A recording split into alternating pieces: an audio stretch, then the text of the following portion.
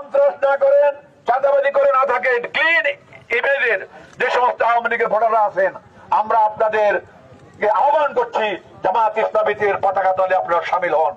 এছাড়া সকল ভাইদেরকে বলছি, আওয়ামী লীগের যে সকল ক্লিন ইমেজের লোক রয়েছেন তাদেরকে জামায়াতে ইসলামের পতাকা তলে আসার জন্য আহ্বান করছেন লক্ষ্মীপুরের সেই সূর্যকে দাঁড় করিয়ে রাখা জামায়াতে ইসলামের এমপি প্রার্থী। আসলে এই ধরনের ভিডিও আমরা কখনোই প্রচার করতাম না, কিন্তু আপনারা নিশ্চয়ই মনে রেখেছেন বিএনপির মাননীয় মহাসচিব জনাব মির্জা ফখরুল ইসলাম আলমগীর তার নিজ আসন ঠাকুরগাঁয়ে একটি প্রোগ্রামে তিনি একটা বক্তব্য রেখেছিলেন যে আওয়ামী লীগ আমাদের উপর যে নির্যাতন করেছে, অত্যাচার করেছে, মিথ্যা মামলা দিয়েছে, আমরা আওয়ামী লীগের মতো মিথ্যা মামলা দিব না, এবং যদি কারো বিরুদ্ধে মিথ্যা মামলা হয়েও থাকে আমরা সেই সকল মামলা তুলে নেব। কিন্তু এই বক্তব্যটাকে বট বাহিনী যে যেভাবে পেরেছে সোশ্যাল মিডিয়াতে অপপ্রচার চালিয়েছে।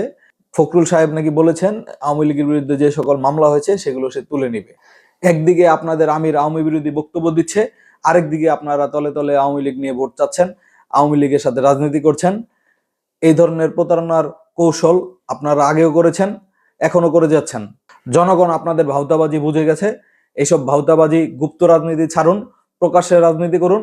অন্তরে যেটা বলবেন মুখেও সেটা বলুন। জনগণকে বোকা বানিয়ে জনগণের সাথে প্রতারণা করে ক্ষমতায় আসার চিন্তা মাথা থেকে ঝেড়ে ফেলে দিন।